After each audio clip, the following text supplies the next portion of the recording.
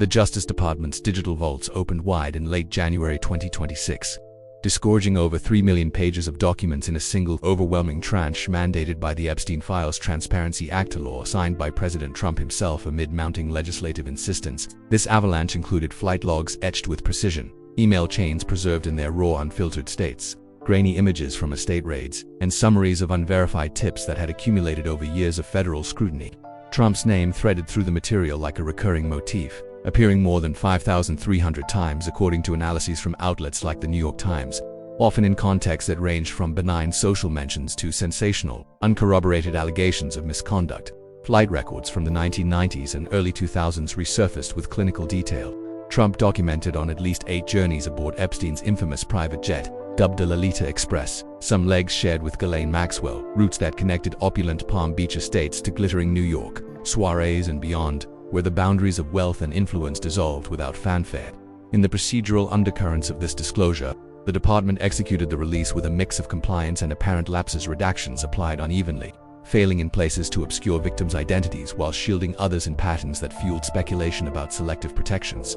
One particularly revealing email chain captured casual exchanges between Epstein and individuals in Trump's extended orbit. Steve Bannon firing off texts about mutual acquaintances, Howard Lutnick's name emerging in logs tied to financial overtures, even passing references to unfulfilled island visit discussions involving Elon Musk.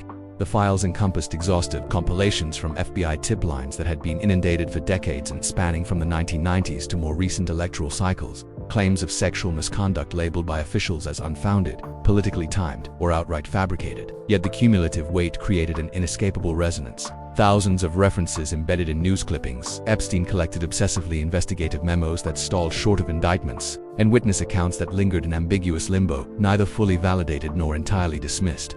Power manifested through these layers of curated recollection and strategic rebuttal. Trump, captured in archival quotes from magazine profiles where he once lauded Epstein's penchant for beautiful women, on the younger side, had long curated a narrative of severance triggered by a real estate quarrel, culminating in Epstein's exclusion from Mar-a-Lago grounds.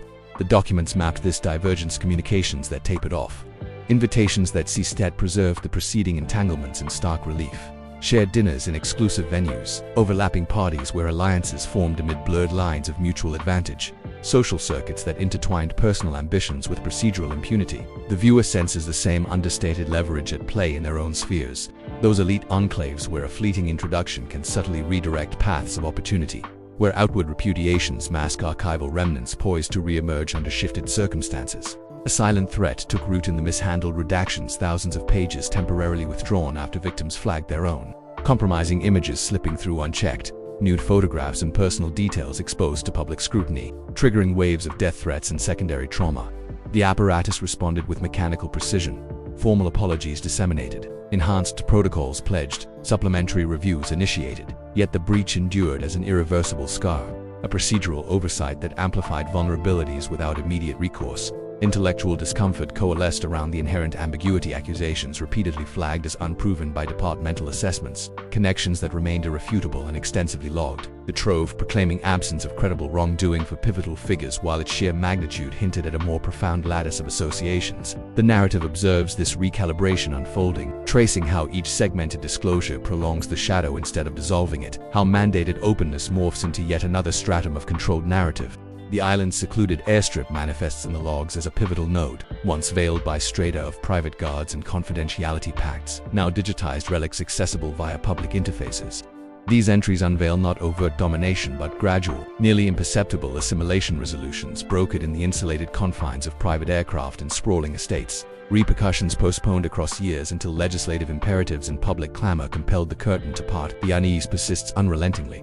The procedural cadence marches onward, identities safeguarded or laid bare per evolving interpretations and legal thresholds, compelling the viewer to grapple with the enduring architecture of such webs at the nucleus of influence. Impervious in their essential mechanics, despite successive unveilings, congressional subpoenas cascaded through the Capitol like delayed repercussions, compelling figures such as Bill and Hillary Clinton to prepare for testimony under the shadow of potential contempt charges, while Democratic committee members positioned themselves to extend summons to the president if the cascade of high-profile references continued unabated in forthcoming batches. The documents wove a dense network of correspondence that resisted quick dissolution.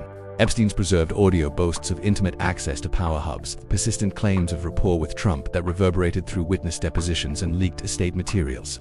scattered exchanges hinting at personal details that emerged via authorized authors or anonymous conduits. From the Oval Office, the president issued measured directives to shift national focus toward healthcare infrastructure, economic stabilization, and border fortifications, characterizing the document surge as an orchestrated diversion whose exhaustive scope ultimately vindicated. Rather than condemned, no indictments materialized, no substantively new evidence crystallized, only amplified echoes from alliances formally renounced years prior. Deeper within the layers, intersections between governmental apparatus and corporate spheres crystallized: commerce secretaries whose itineraries aligned with flight manifests, advisory figures whose digital trails with Epstein extended post-2008 conviction, arrangements that fused monetary sway with unmediated political conduits. The Justice Department's framing statement emphasized the intentional admixture of fake or falsely submitted content, deliberate distortions engineered to obscure genuine inquiries. Yet the release's procedural design ensured coexistence: unverified accusations juxtaposed alongside authenticated logs and messages, fostering an intentional haze where verifiable elements fragmented amid engineered noise.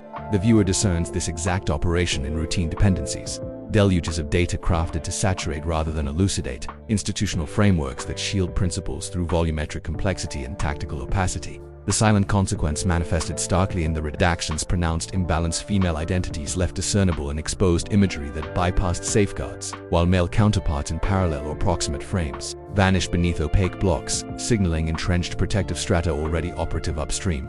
Ethical ambiguities expanded page by page, alliances publicly severed in theatrical displays yet archived with forensic detail, intent suspended between strategic calculation and defensible oversight, results molded by determinations forged in insulated domains beyond scrutiny. Surface resolution coalesced via synchronized declarations, Trump designating the narrative a sustained fabrication, departmental affirmations of exoneration for central references, yet this semblance of finality proved illusory, with myriad allusions left dangling without resolution, persistent tip submissions echoing even as formal channels decelerated.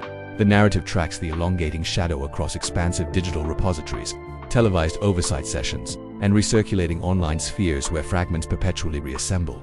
It registers the system's capacity for internal adjustment absent structural fracture, leverage sustained in its characteristic subdued, mechanistic form, pre-formulated choices and privileged enclaves now fractionally illuminated by compelled exposure, yet core configurations unaltered in operational continuity. Intellectual discomfort accumulates because the motif registers as intimately recognizable and architecturally binding, the viewer situated as simultaneous spectator and embedded element in the identical construct, observing power's unobtrusive realignment amid overt visibility, while deflection apparatuses, selective obscuration, and narrative orchestration maintain their fluid, perpetual cycle. If you want to stay more informed, don't forget to subscribe to my channel.